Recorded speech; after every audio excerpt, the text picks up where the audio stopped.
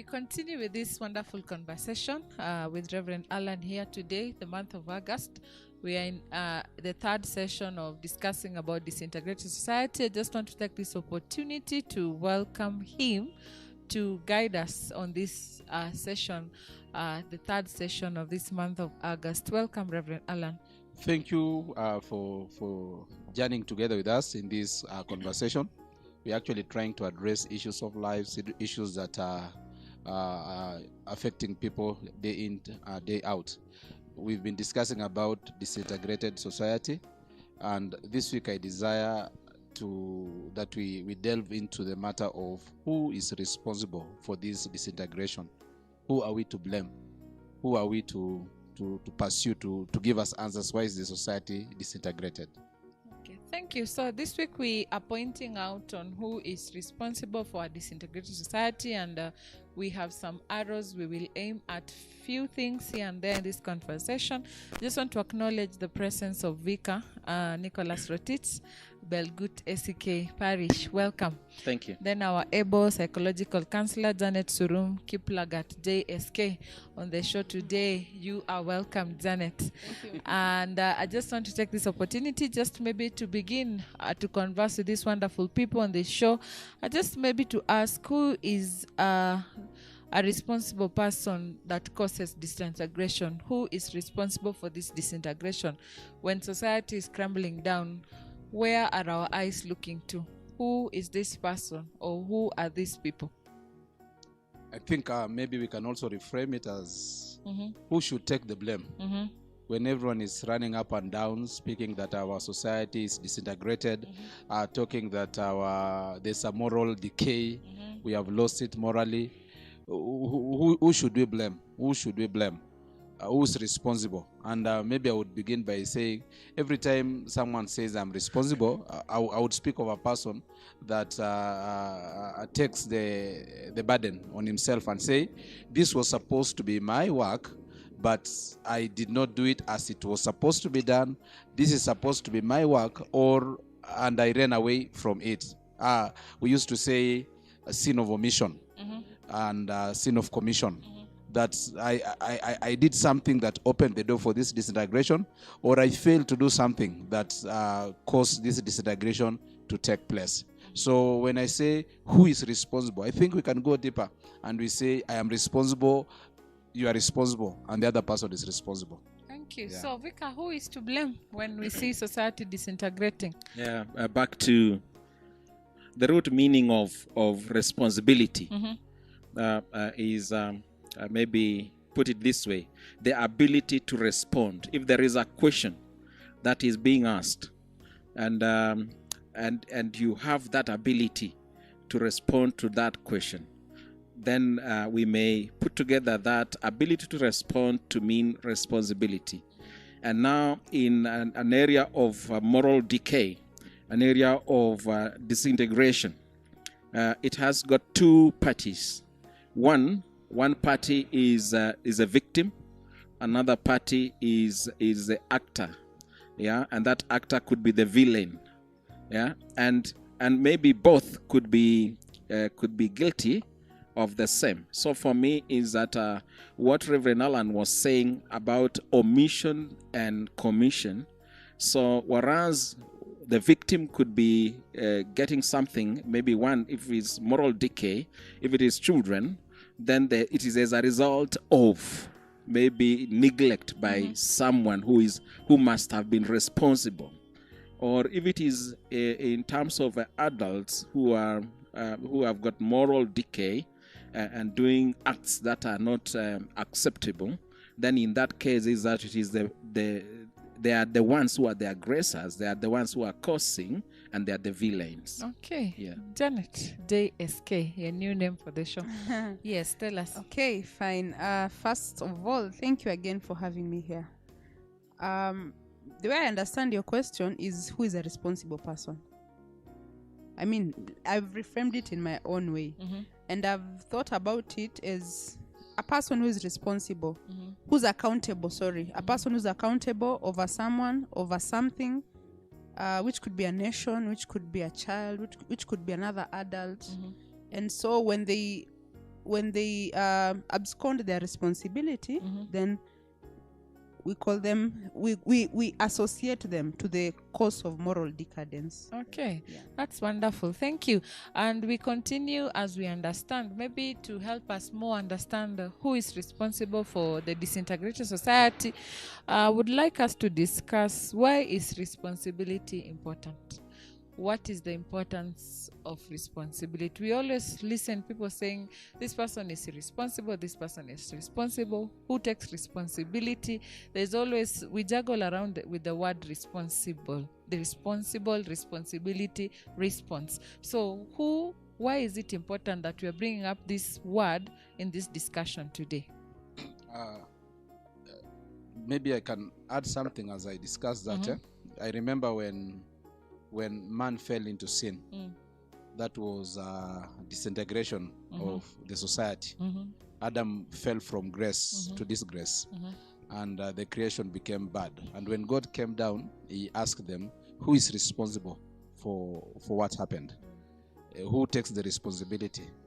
And Adam passed the buck to Eve, and the woman passed it to the serpent. But the way God placed punishments, you discover that Adam got the most severe one, because the person who is made responsible when things don't go well is the person who is called irresponsible. Every time you have been told you are responsible for this society, it means when the society goes bad, you are called irresponsible, because responsibility lies on you.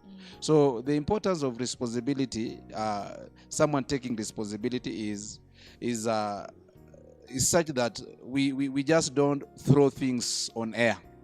That matters are in somebody's hand. We need to come to a place in our society, even in our lives, that whatever is being handled, it should be in somebody's hand. It is either in my hand or somebody else's hand. We should not leave any matter hanging and say, I don't know who is supposed to handle this one. So the importance of responsibility is we know who is supposed to take care of whatever. And we know who to ask when things are not going on in the manner that they are supposed to go on. But as you study responsibilities so much, you will discover that at all particular points where you are placed under somebody's responsibility, you are also responsible. You are also responsible in one way or another. You must take responsibilities of him taking your own responsibility, not allowing him to take you to where you did not want to get to. Vika? Who is responsible? And the importance of this the word. Importance of responsibility. For me is that, remember when I was mentioning a few days ago about a person who wrote an article on a newspaper and about everything that has gone wrong. And one person was asking, the question was, what is wrong with humanity? That was the question in that newspaper.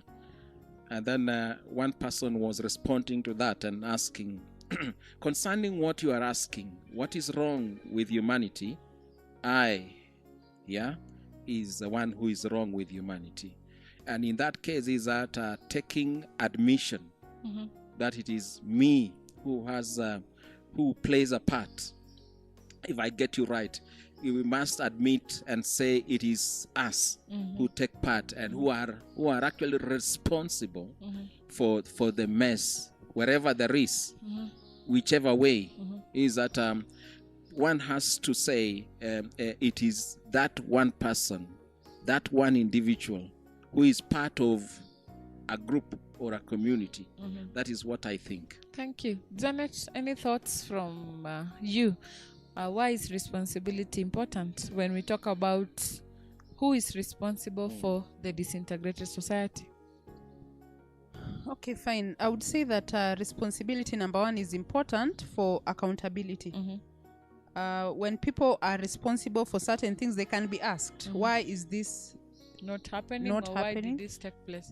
It is also important for transparency. It is also people who are not responsible or who do not have anyone responsible over them do not have a sense of purpose. So when parents abdicate their responsibility, for example, the children do not have a sense of purpose. In our society today, the failed responsibilities of different sectors and different people have led to a loss of sense of purpose. Yes. Okay, so Janet defines that why responsibility is important, the issue of accountability, transparency, like Rev Allan has spoken about, where does the buck stop? Where does the buck stop? And also, Vika said, who owns it? Who owns it when things go haywire? And I think it is important for us to understand why responsibility is important, because from that point we always get a way forward. From that point we know where is the leakage. From that point we know where did the fire begin from, and where things started going wrong. And I think we live in a society where people are running away from responsibility, and that's why we cannot put somebody on the scene. We can't really put somebody on the scene in relationships, in families, in churches. People are just without a sense of consequences and sense of lack of sense of purpose, which brings me to this question that I would want us to discuss candidly and openly. Where did the rain begin to beat us? Where did it all begin? How did we start collapsing? Because every day in the news, we've seen like the incident recently in Kitengela. In recent past, when you find somebody, you don't stone them. You alert, arrest them and hand them over either to a village elderman or to a chief, then they see. But nowadays, people are taking things so lightly, and people are angry. And actually, when we look around, even in the neighborhood, where did all this begin? Where did all this begin? Where did the rain begin to beat all of us? Yes, Reverend. Yeah, like you see, as you give the example of Kitengela, remember the Embu boys. They are arrested by police, placed in a Land Cruiser, together with other people. And then tomorrow they are found dead. There were two people, policemen who were taking care of the arrested behind the pickup. And there were three policemen in front, and none of them says that they know what happened. I think first the rain began to beat us when we abdicated the concept of responsibility in the society. When we didn't come to a place and say the buck must always stop somewhere and someone must always be asked something. Before I come to myself, let me speak the other person. Is every time something happens and you want to exonerate those that you're supposed to ask them why it happened, you are giving a room for the next mistake that can be bigger than the second one. Let us say if there was no uproar and people shouted for those policemen to be arrested, it was almost going to be like that. Nobody was responsible. So next time they would have done a bigger mistake, because as long as nobody saw you, they cannot ask you. So I would say the first part that the rain began to beat us is when we stopped demanding accountability from people who are responsible for our society. When children cannot demand accountability from parents, when spouses cannot demand accountability from one another, when the society cannot demand responsibility from the person that is accountable for whatever in their society. That's why we would elect leaders, and if something go wrong, we would ask the leaders. Every time people come and shelter a leader when he has done something wrong, and we say he's not going to take responsibility, that is how to open the door for the bad things to happen to us. Number two, the rain began to beat us when we individually refused to take responsibility. When we've been speaking about children who are coming from broken family, and they have said most of the serial killers came from broken family. But you'll discover these children don't kill people when they are under 18. They kill people when they are over 18, meaning that they have come to the age of reason and decision. Meaning that they also have a responsibility. I also have a responsibility, in spite of what I went through. I also have a responsibility to be a keeper of the society and to make the society better than how it treated me. Therefore, every time an individual abdicated his responsibility as a person and begin to blame the entire society, that's again a door was open and we began to suffer. Interesting remarks there. Yes, Vika. Where did the rain when start did we beating? discover the roof is leaking? The roof is leaking, and for me is that over time is that we lost the authority, the moral authority, and you will discover that since time immemorial, since creation, if we might want to begin there, is that all the values, all the moral values which God gave us, we've been losing them one by one. Yeah, and that's we are eroding them. Yeah, that is where we lost everything, and so we are lost. The song goes in the song, "Come thou fount of every blessing, tune my heart to sing thy praise." And then a verse in that says, we are prone to wander. We are prone to go astray. Prone to wander, Lord, I feel it. Yes. And so if we got lost, then everything of us got lost.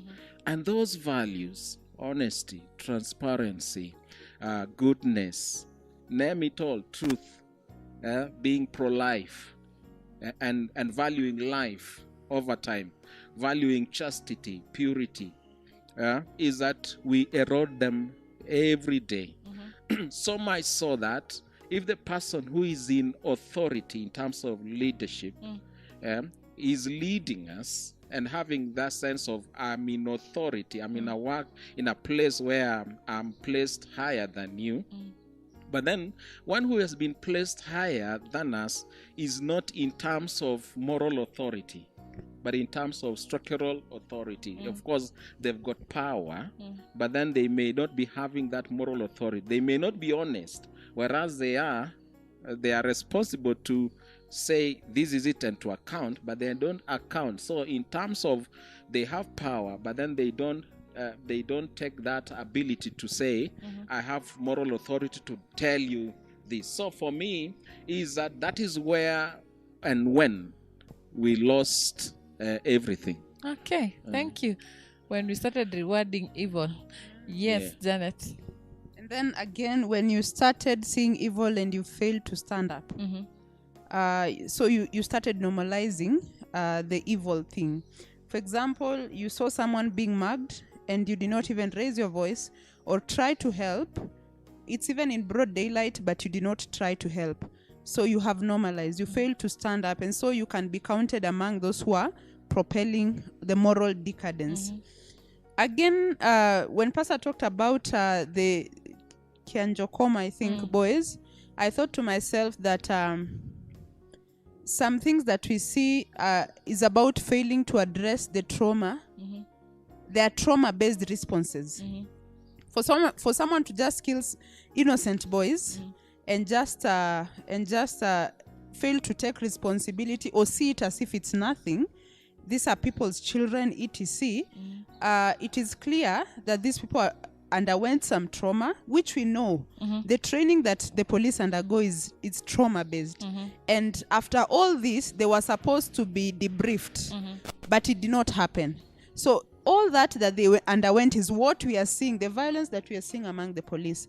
Everything that we are seeing being done on the citizens that we think is very unfair is actually a trauma-based response. So my point is, as long as we do not address the trauma, any trauma, whether as an individual, as a child, whatever that you went through, still it is bound to happen. Something will come up. Again, I'm thinking about the role of parenting in nurturing moral uprightness, something like that. What about parental supervision? Are our parents of today aware of where their kids are, what they are doing, who they are? Now this is in general, even including the young kids, who they are with, what they are watching, and the new habits that they are forming. So and that is research based. parental supervision has gone low, and they refer to it as parental carelessness. We have abdicated our responsibility to the media and gadgets, etc. Yeah. Thank you. And also the issue of minding your own business. You know, we grow in a society where mind your own business. And then there is this hashtag, Bora Uhai, as long as we are living. And then maybe the rain started beating us when even leaders failed to address issues. When we used to grow up, there were these gatekeepers. When they decided that is not my area, and people started becoming busy, too busy. The too busy syndrome. You just find people walking up and down, up and down. You ask somebody, what are you doing? I'm too busy, too busy, too busy. And then I think the issue of society integration. You know, those family meetings, family gatherings that have slowly faded away. Yes, Reverend. Again, people, it came to a place people refuse to acknowledge leadership. Authority. Sometimes you want to blame leaders, but we are living in a society that think everyone is equal, everyone is the same. And everything the father is is right. equal with the son, and the son equal with the father, and everything is the same. Therefore, we cannot. Sometimes maybe a leader or a person of authority wants to exercise their responsibility over us, but we say, hizo ni zake. And I can come back to the Bible, to the story of Adam and Eve. If Eve recognized that I have Adam over me, she would not have accepted what the devil was giving her. She would have said, okay, you have said this fruit is good, but I have somebody that is over me, that God gave him responsibility over us. It is God who gave him responsibility over us. Let me go and consult with him. But she thought she's a leader on her own. She rejected the order of God. She rejected the natural order. When Adam saw that the wife has taken the fruit and brought to him, he would have told the wife, no, I am the responsible person. I'm the one who heard from God. Therefore, you have done wrong. If Adam had rebuked Eve, most likely the biblical history would be different. Yeah. But he didn't rebuke, he cooperated. Actually, even when you see things like divorce nowadays, people have normalized. Yeah. People have normalized adultery. People have normalized fornication.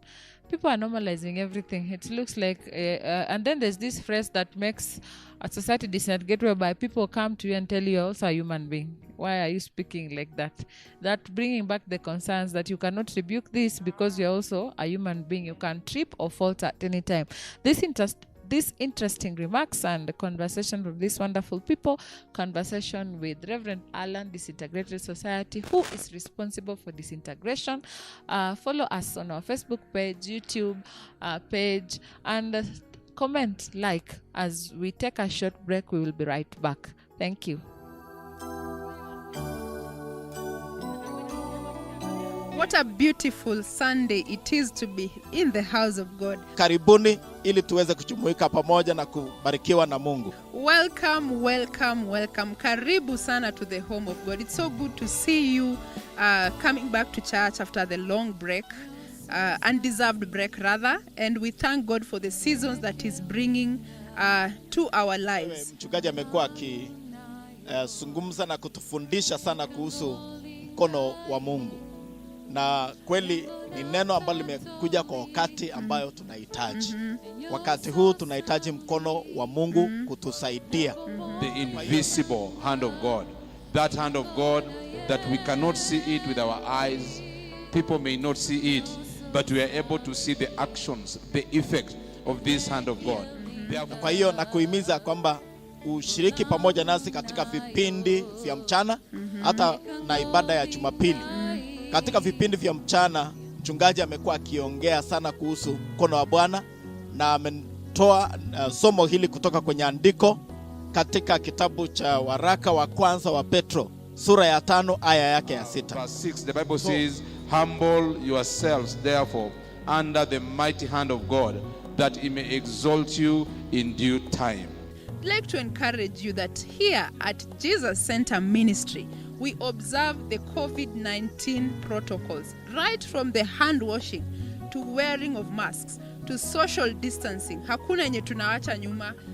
Ikiwa katika hali hii, msimu huu ni msimu wenye changamoto nyingi, tuliane hali. Tembelea jirani ama mpendwa mwenzako hujamuona kwa siku nyingi, pata kujua anaendelea namna gani. Huenda anahitaji neno moja tu la himizo, ili imtie moyo aweze kusonga hatua zaidi. And on that note, maybe you have been searching around and there's someone you have not seen. Remember, during this time, people are going through issues that we may not understand. Please make an effort. You know, pastor cannot reach out to every single one of us individually. So please, you can text, you can call, or you can visit someone just to check on how they are doing. I'm sure that is one way of showing love in the house of Jesus God. Christ. I want us to trust God. I want us to believe God. Sometimes it doesn't look like God is doing something, but I want to tell you that God is doing something. Even when we don't see what is happening, God is still doing something. In due time, He will lift you up. In due time, He shall intervene in your situation. In due time, He will make manifest that which was being hidden in the name of Jesus. And good news for our Sunday school. I would like to encourage those people who come for the first service that your children are well catered for in Jesus Center Ministry. We have the Sunday school ministry, or rather service, for both first service and second service, and you can as well stay in both. Pia ikiwa hujajiandikisha kama mshirika wa Jesus Center Ministries, fanya hivyo. Unaweza fanya hivyo kupitia mtandao, online registration, ama unaweza kuja mwenyewe, uingie ofisini, uulize secretary wetu, naye atakuelekeza jinsi gani utapata kujiandikisha, na Mungu atakubariki sana. Welcome to Jesus Center Ministry, and this is the home of God. Welcome as we continue to converse on Disintegrated Society, a very touchy, painful topic that we witness with in this day and every other day that is really coming up so close, near to our homes. And I want to invite my able panelist, Janet Surum Kiplagat, counselor psychologist, Vicar Nicholas Rotich, SK Belgut, and our host of the show, Rev Allan. I want us to continue to discuss now. Can we give examples of who bears responsibility? Who are these people that actually bears responsibility? When we began this show, Reverend, you said there is somebody who owns, there is somebody where the buck stops. So who are these people? Maybe as a reminder, even though sometimes society does not regard them, but I want us to discuss, where can we go to? Who are these people that bears the responsibility that brings society to where it is? Yeah, I would say in the order of God and even natural order, our societies were created in a certain order. There is hierarchy in the society. There is hierarchy. Even in animal kingdom, there is hierarchy. Insect kingdom, there is hierarchy. And hierarchy defines responsibilities in every level. There's something that it's a fallacy that I would give it a name, a fallacy of equality, whereby no one takes responsibility and say all of us are equal, and no one accepts another person to be responsible, saying all of us are equal. It manifests in different ways, like when we speak about child rights, when we speak about human rights, when we speak about gender rights. It is good, but there are some point whereby everyone abdicates responsibility towards each other, and somebody abdicates responsibility of leadership, and another one abdicates responsibility of obedience. Therefore, there is nobody. We are living in a society whereby there is nobody who is to lead the other one, and there is nobody who is to ask the other one. Maybe another question that maybe one day we'll ask ourselves: who is your leader? Who is your authority? Who is your master? Who are you reporting to as a person? Who are you accountable to as a person? When we begin that one, sometimes we treat these people that look like victims. Sometimes we play soft with them. Sometimes these people that we call them victim, we also need to challenge them and ask them, who are you accountable to? Who is your master? Who is your leader? Who are you reporting to? Our children also. Those are questions we need to tell them. The people that feel like they are grieved, the questions we are supposed to tell them. Now, I would say in the way God placed us is, the number one is our parents. That's number one person. That if anything in my life, now I'm a parent. If anything in the lives of my children, it is me. I cannot disturb my elderly parents now because I am now a parent, meaning that at some point in life, all of us shall become responsible. So I am responsible for my children, and they are answerable to me. They are accountable to me. And that's why even in the Bible, they would say, this David, who is his father? They would ask, who is his father? Who is responsible over his life before they ask about the nation? So as Janet keeps on speaking about parental something, as we speak about, parents are the number one responsible over the moral degradation when we abdicate our duties. But secondly, children are responsible because are they submissive to parents? Are they obedient to parents? Are they listening to their parents? Or they just decide to take their own directions and do whatever they are doing? So I would say, I would want to dwell on children and parents. Parents are responsible for the degradation. Children are responsible for the degradation. If I listened to what my parents wanted of me, if I respected them, if I gave them their leadership role and acknowledged that they have gone ahead of me, some of the things that has happened would not have happened. If my parents would have remained stern with me, not softening up to try to pamper me and make me happy and be strict on some areas of my life, and regardless of the laws, there are some things maybe I would not have done to contribute the disintegration. A question maybe from a layman.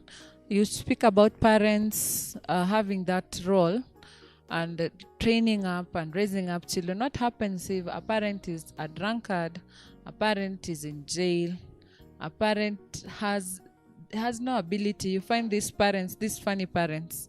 I used to have a neighbor friend of mine when every evening the mother disappears, different cars picking and dropping the mother. And sometimes there is a clash in the mind of the child. I want to submit, but this is wrong. When we talk about alcohol taking in schools nowadays, it goes back to home, whereby parents are taking alcohol in front of the children and they tell the children, don't drink alcohol. And yet, children don't listen. They copy what they do. So, okay, I would say if we get such an irresponsible parents, again, who is responsible for that parent? Does that parent, doesn't she or he have family? Her parents or his parents, brothers and sisters? If today my brother, who is a parent, messes up with his family, I need to come out and cover the family plus addressing my brother. But as you said, I mind my own business as long as my family is okay. We are too busy. Again, about these children now, these other avenues that God created in the society. If my parents are not responsible, I can submit to other parents. I can submit to church. I can submit to school. I can submit to the law enforcement. There are so many avenues. If someone decides to take responsibility, there's so many avenues. We cannot point finger on anybody. Vika. And I think, Janet, let me just add what Pastor is saying. The only unfortunate situations maybe is in the case of death of a parent, and maybe a parent who is incapacitated because of sickness or something like that. But still, the others, that's why we are pointing out and we are saying we are not giving them any other name. That is irresponsibility. Yeah, so we are asking the question, are you available as a parent? And if you are available, are you involved? And if you are involved, what kind of a role model are you? So it doesn't matter if you choose the way of drunkardness. That is what we are calling out, irresponsibility. And we are calling you out to responsibility. There is no way. In fact, research shows that the people who play the role of parents and who are not parents to the child can never fulfill the role as much as the parent would have done. So even if an uncle takes you up or whatever, it can never be the same as the parent. Yeah. Interesting. Yes, Vika. Yes, we asking ourselves, the values are to be inculcated into a person's life for them to be morally upright. And then we are asking ourselves, who is responsible? And for me is that we just want to see this person who needs to live upright and see their day-to-day life and time and say, where are you found? So that we can now ask ourselves, who is responsible? And so if you are found, for me, if you are found in a family context, then that family, father, mother, or anyone who actually forms your family is responsible, including you. So in that family life, in that family context, then everyone, the parent and the child, is responsible for their moral values. If this child or this person goes to school, then that institution, that school, that college, that university, the one who calls the shot, the buck stops at them for the moral values of that person. If this person is found in a mosque or a church or a temple or a shrine, then that person who is in charge there is responsible. If they are found, say, in a prison, because the prisoners are taken there for correctional, is that so? For correctional services. And so the prison wardens or any other person is responsible, or the police, the people who are in charge in terms of enforcing. And when you enforce laws, those laws should be morally okay. Actually should be giving more value, not punitive. If they are found in a parliament, that parliament, in terms of lawmaking, is that those laws actually should be giving more value to life. And so the lawmakers, our lawmakers, our judiciary, actually are responsible. So the whole system of humanity, in terms of governance, in terms of leadership, every person is responsible. And then we must actually admit and say every one individual is responsible either way, by saying I should be able to do that which is good, or I should be able to be taught. And we can say here that values actually are not taught. Values are caught. So our children don't wait for us to teach them the values. In fact, they are there and they watch and see and copy what we are doing. Yeah. Interesting. Maybe as we want to wind up this conversation, as we talk who bears responsibility, again, there is this sense of, I don't want that responsibility. You find nowadays in schools, teachers don't want to bear responsibility. They send the children back at home, and then back at home they are sent back at school. Then in between there they get other mentors in between, and the society becomes more disintegrated. Then there's this issue where in churches, when a pastor reaches a place and talking to somebody, maybe a member, and the member feels like the pastor is too much, then the pastor says, for the sake of my peace. And there's that issue whereby you detach yourself. There's the issue of detaching yourself also, that is really contributing as a catalyst to disintegrated society, because you feel like this is too much. In the initial stages, when you talk to somebody, they change. But nowadays, you really need to convince them. There's the issue of social media. Nowadays, I hear there is online in-laws. There is, I don't know what, people tag themselves that, you see the issue that happened currently, one of our leaders, they are in-laws to this other side and in-laws to this other side. People are really actually disintegrating. So what about when you talk about our leaders in society, especially the politicians and the celebrities, and even leaders in various key government posts, or rather positions? A key example is when you see a government leader calling out someone else, vilifying someone else for corruption, etc., yet when it happens to another person, they are given differential treatment. You see, it sends a different message that right is not absolute. Right is determined by who you are dealing with. And the youth are really taking it in. I saw the case of Ezekiel Mutua, the former KFCB chair, when he was calling out celebrities for nudity and things like that, and being too explicit. And you'd see Kenyans shouting them down. Most Kenyans shouting him down, telling him to leave people to mind their business. If he has money, I don't know, things like that. And you see, we are really supporting we are supporting immorality. So when one person stands for the right thing, Crucified. they are crucified. And we support. You would see people say, oh, we knew you would go out. So even the celebrities, our children follow the celebrities a lot, and they take what they are doing as gospel truth. That is very unfortunate. But the celebrities are also responsible for the moral decadence. Whatever they show, these people clearly follow. If that one is doing this, if that one can just get out of the gospel industry and become secular and become so rich, why not? If this person is selling drugs and they are rich, why not me? I can take a shortcut. Yeah, and that's we encourage the culture of betting, easy money, easy richness, easy social climbing ladders. And I think it is very interesting. I just want to ask one more last question as we wind up this show. To us, even as we are discussing and talking about what is happening outside, I want you to describe in one of the ways or some ways which you as an individual has contributed to Disintegrated Society. And I think I'll begin with Janet, then Vika, then Rev Allan, and we wrap up the show. We've talked about politicians, we've called parents blanketly.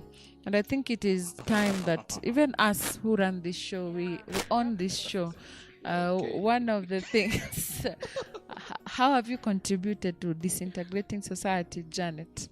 I think I've contributed by sometimes remaining silent when I should have spoken. You see, even sometimes where nothing would have happened to you, there are situations where it is a matter of life and death.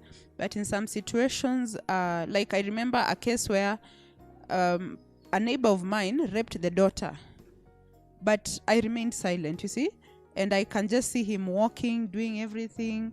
So that one haunts me, and I know I'm now failing in my responsibility as a person. Yeah. Yes, it is quite testing, this one, in terms of how have I contributed to this society. Yes, to disintegration. Yeah. My work actually is to participate and maybe make people to be more like God, and not like any other person. And that is the way I've always participated in terms of making people to have a moral authority and standing. My contribution in terms of disintegration maybe is that sometimes as well I may have become partisan and maybe vary and telling of a person maybe you do this and so I may find some soft spot or to others, and maybe for others you maybe just be strong and candid and maybe muzzle out and say straight up. I think that is how in terms of how I've contributed, which we may want to say personally, I may want to say sorry, is in varying, so that for one person you are a bit hard and for another you are a bit soft.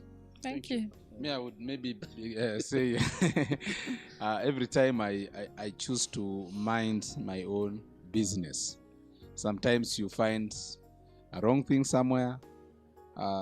People are doing something that they should not do.